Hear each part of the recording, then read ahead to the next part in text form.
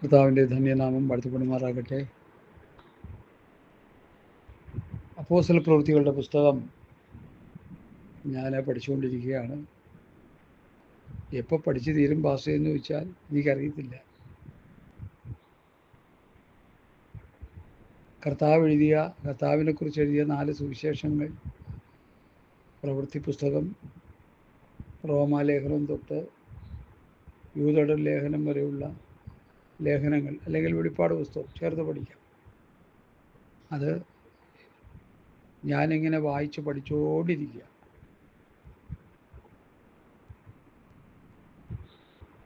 വെളിപ്പാട് പുസ്തകം വായിച്ചു കഴിഞ്ഞതിന് ശേഷം പിന്നെയും ഞാൻ സുവിശേഷത്തിലേക്ക് വരും. 4 സുവിശേഷങ്ങൾ വായിച്ച്, റോമാലേഖനം വായിച്ച്, ലേഖനങ്ങൾ വായിച്ച് ഇങ്ങനെ ധ്യാനിക്കുകയും പഠിക്കുകയും ചെയ്തുകൊണ്ടിരിക്കുക. ഈ പുസ്തകങ്ങളിൽ എഴുതിയിരിക്കുന്ന വചനങ്ങൾ സ്വർഗീയമായ വചനങ്ങളാണ്. ആത്മാവും ജീവനുമുള്ള വചനം എന്നാണ് കർത്താവ് പഠിപ്പിച്ചത്. ഞാനോട് സംസാരിച്ച വചനങ്ങൾ ആത്മാവും ജീവനുമായ വചനമാണ്. വെളിപ്പാട് പുസ്തകം 1 മുതൽ 22 വരെയുള്ള അധ്യായവും കർത്താവ് യോഹന്നാന് കാണിച്ചു കൊടുത്തതാണ് യോഹന്നാൻ എഴുതിയത്. അപ്പോൾ ഈ കർത്താവ് പറഞ്ഞ വചനങ്ങളിൽ നമുക്കൊത്തിരി പഠിക്കാനുണ്ട്. നമ്മൾ അതിനുവേണ്ടി ആരും ശ്രമിക്കുന്നില്ല. ചുമ്മാ ഒരോടൊപ്പം മട്ടിലിങ്ങനെ വായിച്ചു പോവുക അല്ല സഹോദരങ്ങളെ, നമ്മൾ വായിച്ചു പഠിക്കണം. ഇന്ന് എനിക്ക് നിങ്ങളോട് പറയാനുള്ളത് എൻ്റെ പ്രവൃത്തി പുസ്തകത്തിലെ ഒരു പഠന വിഷയമാണ്. ആ വാക്യം ഇതാണ്. പ്രവൃത്തി പുസ്തകം 9-ാം അധ്യായത്തിൻ്റെ 31-ാം വാക്യം. അങ്ങനെ യഹൂദ, ഗലീല, ശമര്യ എന്നീ ദേശങ്ങളിലൊക്കെയും സഭയ്ക്ക് സമാധാനമുണ്ടായി. അത് ആത്മീയവർധന പ്രാപിച്ചും, അതെന്നുള്ളത് സഭ ആത്മീയവർധന പ്രാപിച്ചും കർത്താവിനോടുള്ള ഭക്തിയിലും പരിശുദ്ധാത്മാവിൻ്റെ പ്രബോധനത്തിലും നടന്നും പെരുകിക്കൊണ്ടിരുന്നു. പ്രവൃത്തി 9-ന്റെ 31-ാം വാക്യം. ഇനി പ്രവൃത്തി 16-ന്റെ 4-ഉം 5-ഉം കൂടി ഞാനൊന്ന് വായിച്ചോട്ടെ. അവർ പട്ടണം തോറും ചെന്ന് യെരൂശലേമിലെ അപ്പോസ്തലന്മാരും മൂപ്പന്മാരും വിധിച്ച നിർണയങ്ങൾ പ്രമാണിക്കേണ്ടതിന് അവർക്ക് ഏൽപ്പിച്ചു കൊടുത്തു. അങ്ങനെ സഭകൾ വിശ്വാസത്തിൽ ഉറക്കുകയും എണ്ണത്തിൽ ദിവസേന പെരുകുകയും ചെയ്തു. സഭയെക്കുറിച്ച് പറയുന്ന കാര്യമാണ്. പുതിയ നിയമസഭ, എക്ലിഷ്യ, വിളിച്ചു വേർതിരിക്കപ്പെട്ട കൂട്ടം എന്നാണ് സഭയെക്കുറിച്ച് പറയുന്നത്. ഗ്രീക്കിൽ അതിനെക്കുറിച്ച് പറയുന്നത് എക്ലിഷ്യ, വേർതിരിക്കപ്പെട്ട കൂട്ടം. ഏതോ ഒരു ഉദ്ദേശത്തിന് വേണ്ടി വേർതിരിക്കപ്പെട്ട കൂട്ടം. ഏത് ഉദ്ദേശമാണ്? ഒരു ഉദ്ദേശവും ഇല്ല. സ്വർഗത്ത് പോകാൻ വേണ്ടി വേർതിരിക്കപ്പെട്ട ഒരു ഗ്രൂപ്പാണ് പുതിയ നിയമസഭ. ഇന്ന് കാണുന്ന സഭകൾ അല്ലവേ അല്ല. കാരണം ഇന്ന് കാണുന്ന സഭയൊന്നും കർത്താവിൻ്റെ ഒരു പോകാൻ വേണ്ടി ഒരുങ്ങിക്കൊണ്ടിരിക്കുന്നവരല്ല. ഞാനൊരിക്കൽ പാലാരിട്ട് നിന്ന് കാക്കനാടേക്ക് പോകുന്ന വഴി ആ റൈറ്റ് സൈഡിൽ കത്തോലിക്ക സഭയുടെ കാര്യാലയം, ആ ബോർഡ് ഞാൻ വായിച്ചു, കത്തോലിക്ക സഭയുടെ കാര്യാലയം. എന്നിട്ട് എൻ്റെ മനസ്സിൽ ഞാൻ പറഞ്ഞു, ഇത് കത്തോലിക്ക സഭയുടെ കാര്യാലയം, ദൈവസഭയൊന്നുമില്ല. കർത്താവിൻ്റെ സഭ ഏതാണെന്ന് ചോദിച്ചാൽ യേശുക്രിസ്തുവിൻ്റെ ശരീരമാം സഭ എന്ന് പൗലോസ് പഠിപ്പിക്കുന്നു. കർത്താവിൻ്റെ മന്ദിരമാകുന്ന സഭ എന്ന് പൗലോസ് പഠിപ്പിക്കുന്നു. നിങ്ങൾ ദൈവത്തിൻ്റെ മന്ദിരമെന്നും ദൈവത്തിൻ്റെ ആത്മാവ് നിങ്ങൾ വസിക്കുന്നുവെന്നും നിങ്ങൾ അറിയുന്നില്ലയോ? കൊലോസ് ലേഖനം പഠിക്കുമ്പോൾ അവിടെ കർത്താവിൻ്റെ ശരീരമാം സഭയെക്കുറിച്ച് പറയുന്നുണ്ട്. കൊലോസ് ലേഖനത്തിലെ ഒരു വാക്യം ഞാൻ അതിനായിട്ട് വായിക്കുന്നു. അവൻ സഭ എന്ന ശരീരത്തിൻ്റെ തലയുമാകുന്നു. ശരീരമാം സഭ, ശരീരമാം സഭയുടെ തല ക്രിസ്തുവും ശരീരം, അവയവങ്ങൾ സഭയുമാകും.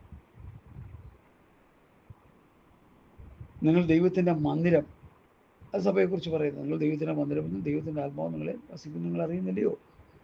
3-ാമത്, ക്രിസ്തു എന്ന ഏകപുരുഷന് നിർമ്മല കന്യകയെ ഏൽപ്പിപ്പാൻ വിവാഹനിശ്ചയം ചെയ്യപ്പെട്ടിരിക്കുന്ന ഒരു നിർമ്മല കന്യക, അല്ലെങ്കിൽ മണവാട്ടിയായ സഭ, നിർമ്മല കന്യകയായ സഭ. ഈ 3 പഠനങ്ങൾ പൗലോസ് പഠിപ്പിക്കുന്നുണ്ട്. ആരും ഒട്ടും പറയുന്നുമില്ല. ഈ 3 പഠനങ്ങൾ തന്നെ നമ്മൾ പഠിച്ച് അതിൻ്റെ ആഴത്തിലേക്ക് ഇറങ്ങിയാൽ നമ്മൾ ആരാണെന്നും നമ്മുടെ ദൗത്യം എന്താണെന്നും നമ്മൾ അതിനനുസരിച്ച് നമുക്ക് മുന്നോട്ട് പോകാൻ കഴിയും. ഞാനിവിടെ വായിച്ച വാക്യം ഒന്നുകൂടി വായിക്കുന്നു. അങ്ങനെ യഹൂദ, ഗലീല, ശമരിയ എന്നീ ദേശങ്ങളിലൊക്കെ സഭയ്ക്ക് സമാധാനമുണ്ടായി. അത് ആത്മീയവർദ്ധന പ്രാപിച്ചു കർത്താവിനോടുള്ള ഭക്തിയിലും പരിശുദ്ധാത്മാവിൻ്റെ പ്രബോധനത്തിലും നടന്നും പെരുകിയും കൊണ്ടിരുന്നു. ഈ പുതിയ നിയമസഭയുടെ ആവിർഭാവം എവിടെയാ? ഇന്ന് പലർക്കും അത് വേണ്ട രീതിയിൽ അറിയത്തില്ല. എവിടെയാ പുതിയ നിയമസഭയുടെ ആവിർഭാവം? പ്രവൃത്തി പുസ്തകം 2-ാം അധ്യായം. പരിശുദ്ധാത്മാവിൻ്റെ രംഗപ്രവേശനത്തോടെ പത്രോസ് എഴുന്നേറ്റ് ആത്മാവിൽ പ്രസംഗിച്ച് 3000 പേർ ഹൃദയത്തിൽ കുത്തുകൊണ്ട് അവർ അപ്പോസ്തലന്മാരുടെ ഉപദേശം കേട്ട് കൂട്ടായി മരിച്ച് അപ്പം നുറുക്കി പ്രാർത്ഥന കഴിച്ചും പോന്നു. അതാ പുതിയ നിയമസഭയുടെ ആദ്യത്തെ ഗ്രൂപ്പ്.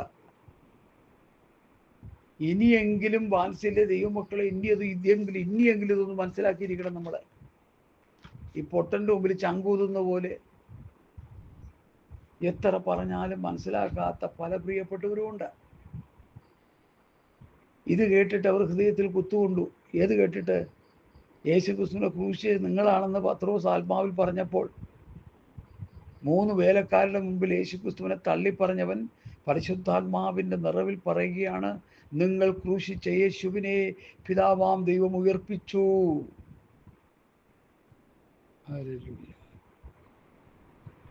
നിങ്ങൾ ക്രൂശിച്ച യേശുവിനെ തന്നെ ദൈവം കർത്താവും ക്രിസ്തുവുമാക്കി വെച്ചു എന്ന് ഇസ്രായേൽ ഗൃഹം മുഴുവനും നിശ്ചയമായി അറിഞ്ഞുകൊള്ളട്ടെ. ഇത് കേട്ടിട്ട് അവർ ഹൃദയത്തിൽ കുത്തുകൊണ്ടു. ഏത് കേട്ടിട്ട്? യേശു ക്രിസ്തുവിനെ ക്രൂശിച്ചെന്നുള്ള ആ യാഥാർത്ഥ്യം ആത്മനിറവിൽ പത്രോസ് പ്രസംഗിക്കുമ്പോൾ ആ ക്രൂശിക്കാനായിട്ട് പദ്ധതികൾ ഒരുക്കിയ ടീമുകളാണ് ഈ പ്രസംഗം കേൾക്കുന്നത്. അവിടെ ഹൃദയത്തിൽ കുത്തുകൊണ്ടു. ഇന്നിപ്പോൾ വചനം സംസാരിക്കുമ്പോൾ കുത്തുകൊണ്ടു കഴിഞ്ഞാൽ പറയും കുത്തി പ്രസംഗിക്കുക. മാനസാന്തരപ്പെടാൻ മനസ്സില്ലാഞ്ഞിട്ട് അങ്ങനെ പറയുന്നത്. എനിക്ക് പ്രസംഗം ഇഷ്ടം ഏതാണെന്ന് വെച്ചാൽ എൻ്റെ പാപത്തിനെതിരെ ആരെങ്കിലും പ്രസംഗിക്കണം, അതെനിക്കിഷ്ടം. ഞാൻ തുറന്ന് പറയുക, ദൈവസന്നിധിയിൽ ഞാൻ തുറന്ന് പറയുന്ന സത്യം.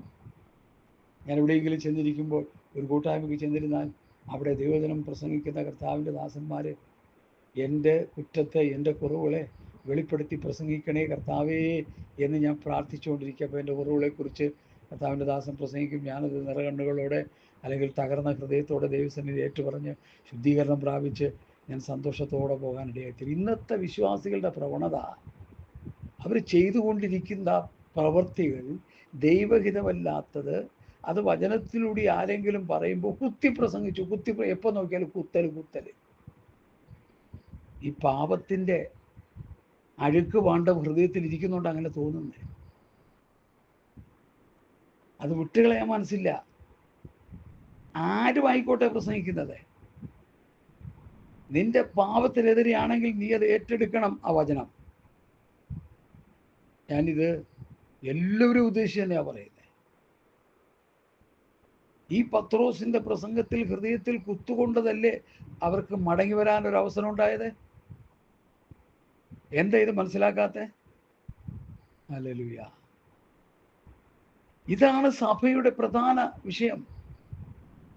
സഭയെന്ന് പറഞ്ഞാൽ എൻ്റർടൈൻമെൻറ്റ് ചെയ്യുന്നൊരു സ്ഥാപനമല്ല. നാരങ്ങ സ്പൂണിൽ വെച്ച് കടിച്ചു പിടിച്ച് 100 മീറ്റർ നാരങ്ങ തറയിൽ വീഴാതെ ഓടുന്നതല്ല സഭ. ഇനിയിപ്പോൾ സഭയിൽ അതൊക്കെ നടക്കുന്നത്. പാട്ട് മത്സരം, പ്രസംഗ മത്സരം, നാരങ്ങ കടിച്ചു പിടിച്ചുകൊണ്ടുള്ള മത്സരം, കസേര കളി, ഇത് പല സഭകളിലും നടക്കുന്നത്. ഇതൊന്നും സഭകളല്ല, വെറും കൂട്ടങ്ങളാണ്. എൻ്റർടൈൻമെൻറ്റ് ചെയ്യുന്ന കൂട്ടങ്ങളാണ്. ഇനിയെങ്കിലും മനസ്സിലാക്കുക. സഭയെന്ന് പറഞ്ഞാൽ ആത്മാവിൻ്റെ ആരാധന അവിടെ ഉണ്ടാകും. ഏറ്റവും പ്രധാനമായിട്ട് നമ്മൾ പഠിക്കേണ്ട കാര്യമാണ് സഭ. ഞാനതിന് പ്രവൃത്തി പുസ്തകം കൊരിന്ത്യ ലേഖനം 1-ാം ലേഖനം 14-ാം അധ്യായം സ്തോത്രം അതിൻ്റെ 26-ാം വാക്യം. ആകയാൽ എൻ്റെ സഹോദരന്മാരെ, നിങ്ങൾ കൂടി വരുമ്പോൾ ഒരുത്തന സങ്കീർത്തനമുണ്ട്, ഉപദേശമുണ്ട്, വെളിപ്പാടുണ്ട്, അന്യഭാഷയുണ്ട്, വ്യാഖ്യാനമുണ്ട്, സകലവും ആത്മീയവർദ്ധനവിനായി ഉതകട്ടെ. കൊലോസ്യ ലേഖനം 3-ാം അധ്യായത്തിൻ്റെ 16-ാമത്തെ വാക്യം കൂടി ചേർത്ത് വായിക്കട്ടെ. കൊലോസ്യ ലേഖനം 3-ാം അധ്യായത്തിൻ്റെ 16-ാമത്തെ വാക്യം. സങ്കീർത്തനങ്ങളാലും സ്തുതികളാലും ആത്മീയഗീതങ്ങളാലും തമ്മിൽ പഠിപ്പിച്ചും ബുദ്ധി ഉപദേശിച്ചും നന്ദിയോടെ നിങ്ങളുടെ ഹൃദയങ്ങളിൽ ദൈവത്തിന് പാടിയും ഇങ്ങനെ ക്രിസ്തുവിൻ്റെ വചനം ഐശ്വര്യമായി സകല ജ്ഞാനത്തോടും കൂടി നിങ്ങളിൽ വസിക്കട്ടെ. വാക്കിനാലോ ക്രിയയാലോ എന്ത് ചെയ്താലും സകലവും കർത്താവായ യേശുക്രിസ്തുവിന്റെ നാമത്തിൽ ചെയ്തും അവൻ മുഖാന്തരം പിതാവാം ദൈവത്തിന് സ്തോത്രം പറഞ്ഞുകൊണ്ടിരിപ്പീൻ. കൂടി വരുമ്പോൾ ഉണ്ടാകേണ്ട കാര്യങ്ങളെക്കുറിച്ച് ഇവിടെ പറയുന്നേ. ഇനി എഫേസ്യ ലേഖനം 5-ാം അധ്യായത്തിലെ ഒരു പ്രധാന വാക്യം കൂടി വായിക്കുന്നു. ഹല്ലേലൂയ, സ്തോത്രം. അതിൻ്റെ 15 വാക്യങ്ങളാകിയാൽ സൂക്ഷ്മതയോടെ ജ്ഞാനികളായിട്ടല്ല, ജ്ഞാനികളായിട്ട് എത്രയും നടപ്പാൻ നോക്കുവിൻ. ഇത് ദുഷ്കാലമാകിയാൽ സമയം തക്കത്തിൽ ഉപയോഗിച്ചു കൊള്ളുവിൻ. ബുദ്ധിഹീനരാകാതെ കർത്താവിൻ്റെ ഇഷ്ടമില്ലെന്ന് ഗ്രഹിച്ചു കൊള്ളുവിൻ. ബീജ് കുടിച്ച് മത്തരാകരുത്, അതിനാൽ ദുർനടപ്പുണ്ടാകുമല്ലോ. ആത്മാവ് നിറഞ്ഞവരായി. പുതിയ നിയമസഭയുടെ ഏറ്റവും പ്രധാനമായിട്ട് നമ്മൾ എടുത്തു പഠിക്കേണ്ട വിഷയം ആത്മാവ് നിറഞ്ഞവരായി. സങ്കീർത്തനങ്ങളാലും സ്തുതികളാലും ആത്മീയഗീതങ്ങളാലും തമ്മിൽ സംസാരിച്ചും നിങ്ങളുടെ ഹൃദയങ്ങളെ കർത്താവിന് പാടിയും കീർത്തനം ചെയ്തും നമ്മുടെ കർത്താവായ യേശുക്രിസ്തുവിൻ്റെ നാമത്തിൽ ദൈവവും പിതാവുമായവൻ എല്ലായ്പ്പോഴും എല്ലാറ്റിനും വേണ്ടി സ്തോത്രം ചെയ്തുകൊള്ളുവീൻ. ക്രിസ്തുവിൻ്റെ ഭയത്തിൽ അന്യോന്യം കീഴ്പ്പെട്ടിരിപ്പീൻ. സഭ കൂടി വന്ന് സ്തോത്രം ചെയ്ത് ആത്മാവിലായി, ആത്മാവിൽ പ്രാർത്ഥിക്കുക, ആത്മാവിൽ പാടുക, ആത്മാവിൽ ആരാധിക്കുക. ഹല്ലേലൂയ. മനസ്സിലായോ? ഞാൻ എപ്പോഴും ഓർക്കുന്നുണ്ട്, ഞങ്ങളെ ദൈവജനം പഠിപ്പിച്ച ദൈവവൃത്യൻ സ്തോത്രം പറയും. ആദ്യം ദൈവസന്നിധിയിൽ കടന്നു വന്ന് സ്തോത്രം പറഞ്ഞ് പ്രാർത്ഥിച്ച് ദൈവസന്നിധി കർത്താവിൻ്റെ എൻ്റെ കുറവുകളെല്ലാം ക്ഷമിക്കണം, എന്നെ ശുദ്ധീകരിക്കണമേ എന്ന് പറഞ്ഞ് ദൈവസന്നിധിയിലെ ശുദ്ധീകരണം പ്രാപിച്ച് ഏൽപ്പിച്ചു കൊടുത്തിട്ട് സ്തോത്രം പറയുക. സ്തോത്രം പറഞ്ഞ് ആത്മാവിലാകുക. എന്നിട്ട് ആത്മാവിൽ അങ്ങ് ആരാധിക്കുക. ഈ ആത്മാവിൻ്റെ ആരാധന പാട്ട് കവർന്നെടുത്തെന്ന് ഞാൻ പ്രസംഗിച്ചുകൊണ്ടിരിക്കുക. പുതിയ നിയമസഭയുടെ ആരാധന ആത്മാവിലാണ്. പൗലോസ് ശീലാസും കാരാഗൃഹത്തിലായിരുന്നപ്പോൾ ആത്മാവിൽ പാടി സ്തുതിച്ചുവാ, അല്ലാതെ ചുമ്മാ മർക്കോസിൻ്റെ പാട്ടല്ല പാടിയത്. അവർ ആത്മാവിൽ പാടി ആരാധിച്ചു, ആത്മാവിൽ സ്തുതിച്ചു, ആത്മാവിൽ ദൈവത്തെ മഹത്വപ്പെടുത്തി. അപ്പോൾ എന്ത് സംഭവിച്ചു? ദൈവത്തിൻ്റെ മഹത്വം അവിടെ ഇറങ്ങി, ദൈവത്തിൻ്റെ വിടുതലിൻ്റെ കാര്യം അവിടെ ഇറങ്ങി. സഭകളുടെ ആത്മാവിൻ്റെ ആരാധന പിശാച് കവർന്നെടുത്തിരിക്കുകയാണ്. അവിടെ പാട്ട് തിരികെ കയറ്റിയിരിക്കുകയാണ് പിശാച്. ഹല്ലേലൂയ. പാട്ടിനോടെതിരല്ല, ഞാനും പാടുന്നവനാ. ആത്മാവിൻ്റെ ആരാധന സഭയിൽ ഉണ്ടാകണം. പുതിയ നിയമസഭയിൽ ആത്മാവിൻ്റെ ആരാധന ഉണ്ടായിരുന്നു. പ്രവൃത്തി പുസ്തകം 2-ാം അധ്യായത്തിൽ പരിശുദ്ധാത്മാവിൻ്റെ ആവിർഭാവത്തോടെ ആത്മാവിൻ്റെ ആരാധന തുടങ്ങി. പഴയ നിയമത്തിൽ ആത്മാവിൻ്റെ ആരാധന ഇല്ല. ഇതെന്താണ് മനസ്സിലാക്കാത്തത്? വചനത്തിൻ്റെ വിഷയം കൃത്യമായ വെളിപ്പെടുത്തലാണ് ഞാൻ നടത്തിക്കൊണ്ടിരിക്കുന്നത്. പുതിയ നിയമസഭയുടെ ആരാധന ആത്മാവിലാണ്. പണ്ട് വിശുദ്ധന്മാർ ആത്മാവിൽ ആരാധിച്ചു. ഇന്ന് കൺവെൻഷൻ നടക്കുമ്പോൾ 100 പാട്ടുകാരാണ് ഒരേ ഡ്രസ്സിട്ട് ഗിറ്റാർ വായിക്കാനും ഓർഗൻ വായിക്കാനും കുടം പിടിക്കാത്തവനെല്ലാം തിരികെ കയറ്റി, ചെണ്ടയടിക്കുന്നവനും മണിയടിക്കുന്നവനും എല്ലാം ഗുണം പിടിക്കാത്തവന്മാരുടെ ഒരു സംഘമായി മാറി. ഹല്ലേലൂയ. എനിക്ക് നന്നായിട്ടറിയാം. അതുകൊണ്ടാണ് ഞാൻ ഈ പറയുന്നത്. മാനസാന്തരപ്പെട്ടവരല്ല ഇന്ന് നമ്മുടെ സമൂഹത്തിൽ ഈ മ്യൂസിക് ടീമിൽ പാട്ട് പാടുന്നവർ. അവർ വീണ്ടും ജനനം പ്രാപിച്ചവരല്ല. ഞാനിത് പറയുമ്പോൾ പലർക്കും പൊള്ളുമായിരിക്കും. പൊള്ളണം, അതിനു വേണ്ടി തന്നെ ഈ പറയുന്നേ. ഹല്ലേലൂയ, സ്തോത്രം. പാട്ടിന് ഞാനെതിരല്ല, ഞാനും പാട്ട് പാടുന്നവനാണ്, ഞാനും ഇൻസ്ട്രുമെന്റ്സ് കൈകാര്യം ചെയ്യുന്നവനാണ്. പക്ഷെ ആരാധന ആത്മാവിലായിരിക്കണം.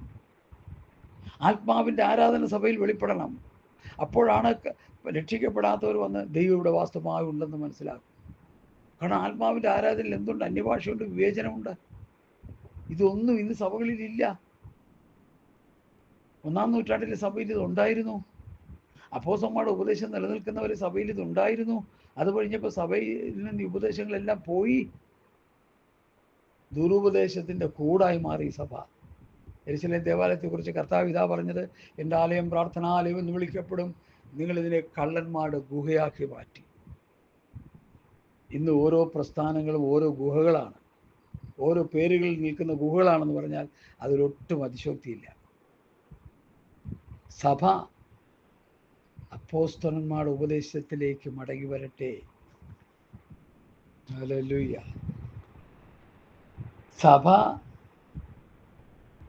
സഭയ്ക്ക് സമാധാനം ഉണ്ടാകട്ടെ.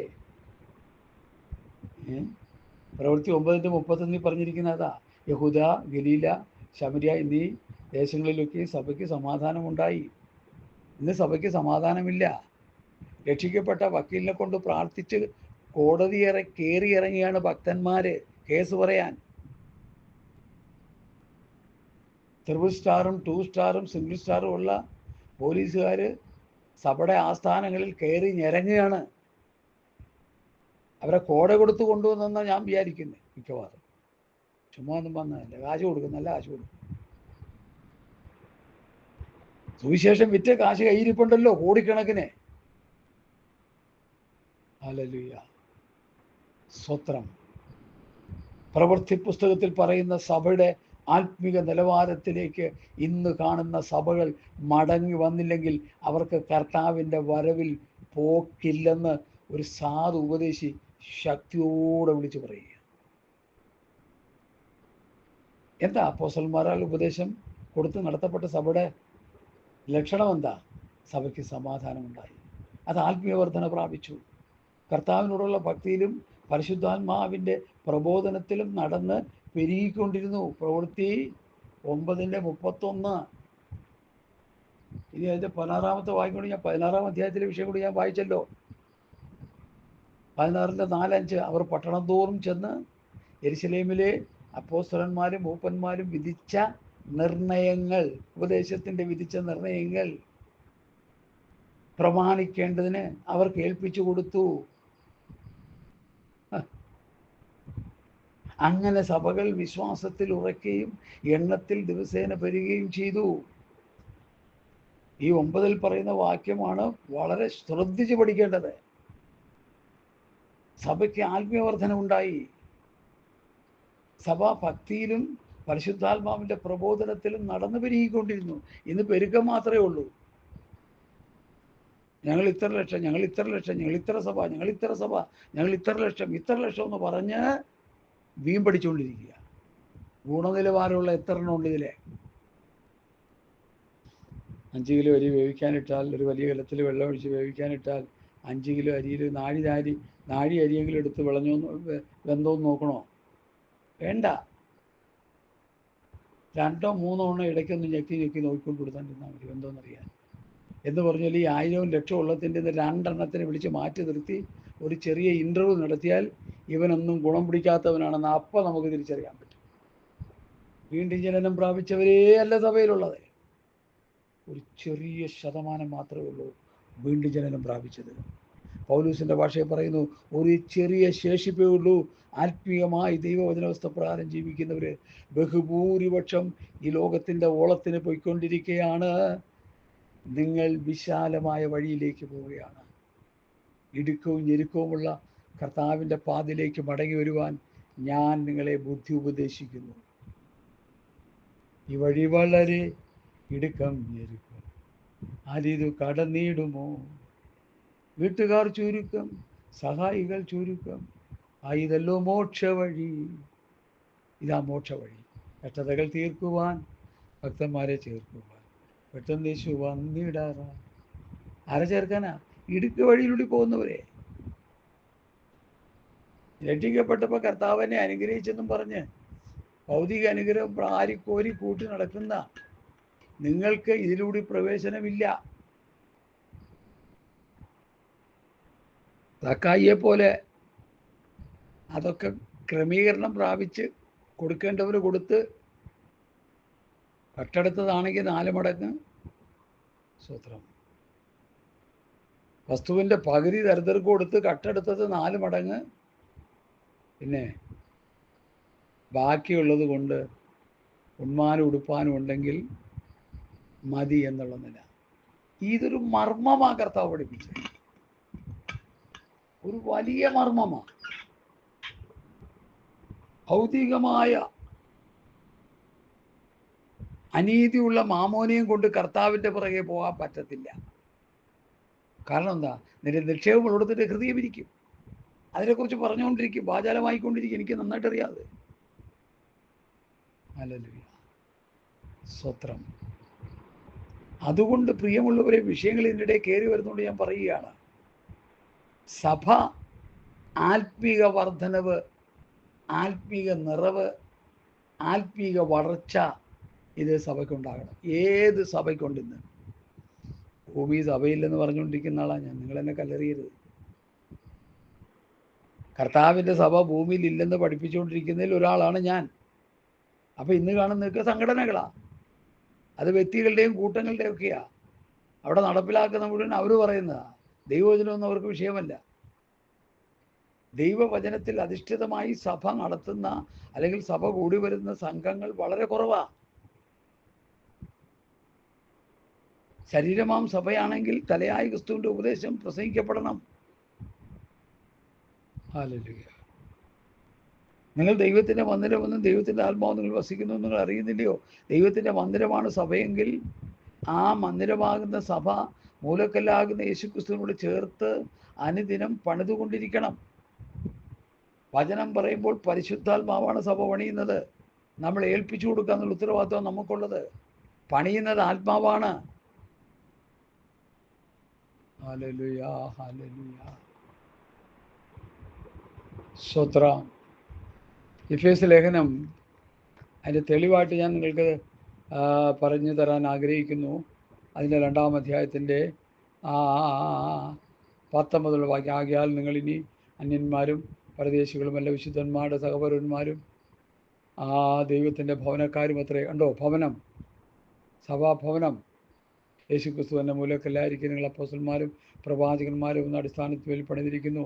അവനിൽ കെട്ടിടം മുഴുവൻ യുക്തമായി ചേർന്ന് വിശുദ്ധമായ മന്ദിരമായി വളരുന്നു. അവനിൽ നിങ്ങളെയും ദൈവത്തിൻ്റെ നിവാസമാകേണ്ടതിന് ആത്മാവിനാൽ ഒന്നിച്ചു പണിത് വരുന്നു. പരിശുദ്ധാത്മാവിനാൽ പണിയപ്പെടുകയാണ് സഭ. വചനം ദൈവദാസന്മാർ നല്ല കറതീർന്ന വചനം, അപ്പോസ്തലന്മാരുടെ ഉപദേശം, നിർമ്മലമായ ഉപദേശം, പഥ്യോപദേശം പ്രസംഗിക്കപ്പെടുമ്പോൾ ആ വചനത്തിൻ്റെ മുമ്പിൽ ഏൽപ്പിച്ചു കൊടുക്കുന്നവരെ പരിശുദ്ധാത്മാവ് പണിത് വരുന്നു എന്നാണ് ഇവിടെ പഠിപ്പിക്കുന്നത്. ഇതാ പുതിയ നിയമസഭയുടെ പണിയുടെ വ്യവസ്ഥ. ആളെ കുട്ടി പാട്ടുപാടി സ്തോത്രാഴ്ച വിഴുങ്ങുന്നത് പുതിയ നിയമസഭയല്ല.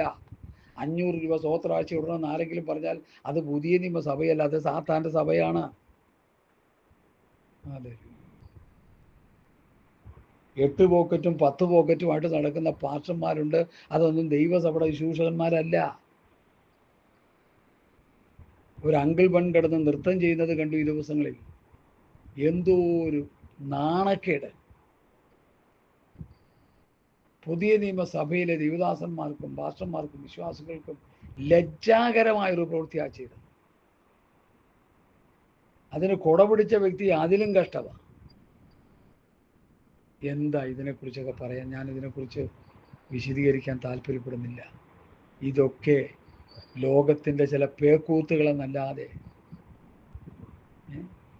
ആത്മീയ കോളത്തിൽ മൈക്കിൾ ജാക്സൺ ആകാൻ പോയി പുള്ളി. ഒരു തമിഴൻ സഹോദരൻ ഉണ്ടായിരുന്നു ആത്മീയ കോളത്തിലെ മൈക്കിൾ ജാക്സൺ. പുള്ളി ഇപ്പോൾ ജയിലിലാണെന്നാണ് തോന്നണേ. അതോ പുറത്തിറങ്ങിയെന്ന് അറിയത്തില്ല. അതിനെക്കുറിച്ച് ഞാനിവിടെ കാര്യം തിരക്കാറില്ല. അതുകൊണ്ടാണ്. പുറത്ത് ഇറങ്ങിയാലെന്ത്, വന്നാലെന്ത്, അകത്ത് കിടന്നാലെന്ത്, ഒരു ഗുണവുമില്ല. ജനത്തെ വഴിതെറ്റിക്കുക. ജനത്തെ ദൈവവചനത്തിൽ നിന്ന് വഴിതെറ്റിക്കുകയാണ്. ദൈവസഭയുടെ ശുശ്രൂഷകന്മാർ, എഫേസ്യ ലേഖനം 4-ാം അധ്യായത്തിൻ്റെ 11-ാം വാക്യത്തിൽ അവൻ ചിലരെ അപ്പോസ്തലന്മാരായി, ചിലരെ പ്രവാചകന്മാരായി, ചിലരെ സുവിശേഷകന്മാരായി, ഇടയന്മാരായി, ഉപദേഷ്ടാക്കന്മാരായി നിയമിച്ചിരിക്കുന്നു. ഇതാണ് ദൈവസഭയുടെ ശുശ്രൂഷാവൃന്ദങ്ങൾ. ഇതൊന്നും ഇന്ന് സഭയിലില്ല. അപ്പോസ്തലനുമില്ല, പ്രവാചകനുമില്ല, സുവിശേഷകനുമില്ല, ഇടയനുമില്ല, ഉപദേഷ്ടാവുമില്ല. എല്ലാവരും ചേർത്തല്ല ഞാൻ പറയുന്നത്. ഒരു ചെറിയ സമൂഹം ഈ വ്യവസ്ഥ പ്രകാരം ജീവിച്ച് മുന്നോട്ട് പോകാൻ ആഗ്രഹിക്കുന്നവരുണ്ട്. അവരെ ഓർത്ത് ഞാൻ കർത്താവിന് നന്ദി പറയുന്നു. ഒരു ചെറിയ ശേഷിപ്പ് എക്കാലവുമുണ്ട്. പക്ഷെ ബഹുഭൂരിപക്ഷം ദൈവം പ്രമാണത്തെ പുറംകാല് കൊണ്ട് തട്ടിക്കളഞ്ഞ് മുമ്പോട്ട് പോവുകയാണ്. ഇതെവിടെ ചെന്ന് അവസാനിക്കും? ഇതിൻ്റെ അന്ത്യം എന്താണ്? ഹല്ലേലൂയ, സ്തോത്രം. ഇതെല്ലാം ഓർത്ത് വിങ്ങിപ്പൊട്ടുന്ന ഒരു സഹോദരനാണ് ഞാൻ. പുതിയ നിയമസഭ അപ്പോസ്തലന്മാരുടെ ഉപദേശം കേട്ട് കൂട്ടായി മരിച്ച് അപ്പം നുറുക്കി പ്രാർത്ഥന കഴിച്ച് പോന്നുവെന്ന് പ്രവൃത്തി 2:42 പറയുന്നു. ആ നിലവാരമുള്ള സഭകൾ എവിടെയുണ്ട്? റോമാ സഭയെ അപ്പോസ്തലന്മാരെ ഉപദേശിച്ചു. റോമാ സ്ഥലത്ത് പോയി പ്രസംഗിച്ച് സഭയുണ്ടായി. റോമാ സഭയെ ഉപദേശിച്ചു, കൊരിന്ത് സഭയെ ഉപദേശിച്ചു, ഗലാത്യ സഭയെ ഉപദേശിച്ചു, എഫേസ്യ സഭയെ ഉപദേശിച്ചു, തെസ്സലോനിക്ക സഭയെ ഉപദേശിച്ചു, ഗലാത്യ സഭയെ ഉപദേശിച്ചു, കൊലോസ്യ സഭയെ ഉപദേശിച്ചു.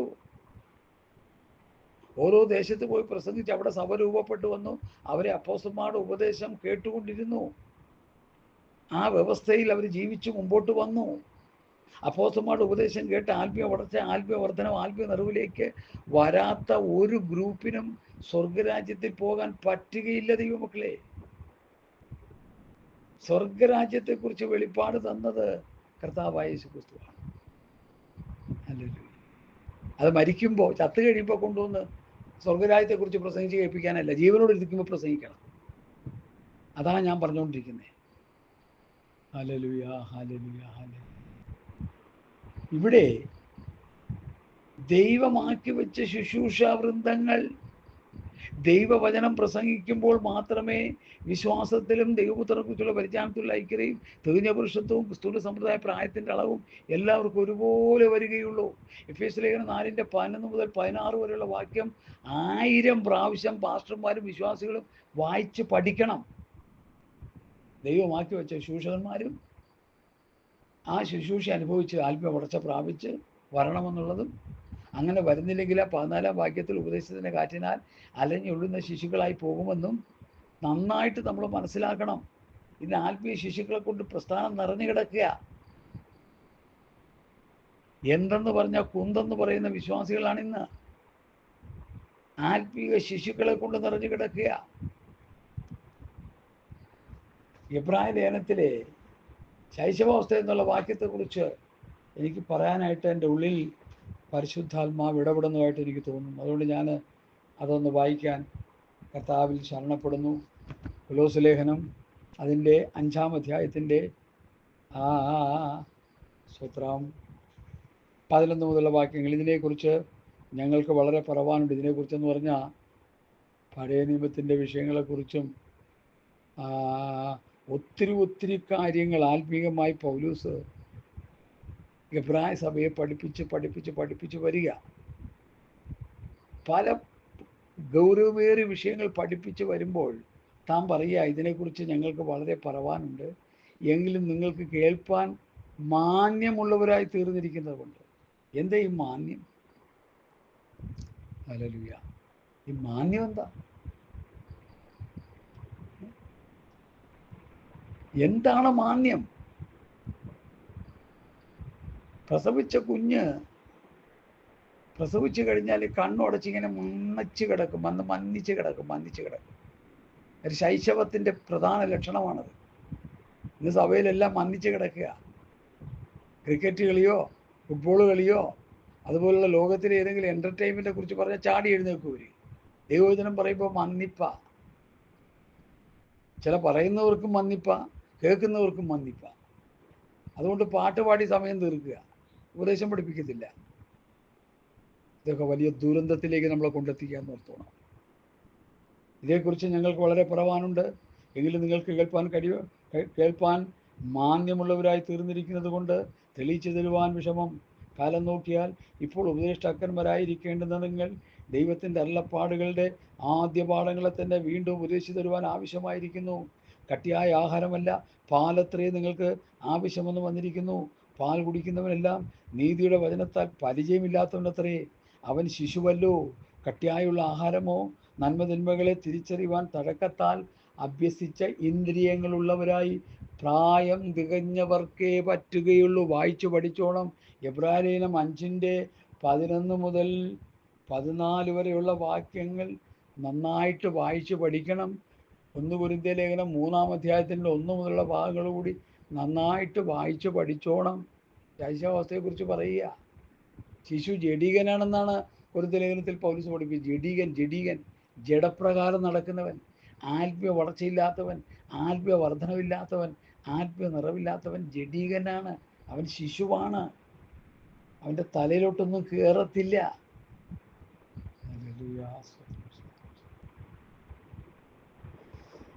Price the lord. Hallelujah, hallelujah, hallelujah. എന്നെ കേൾക്കുന്ന വാത്സല്യ ദൈവമക്കളെ,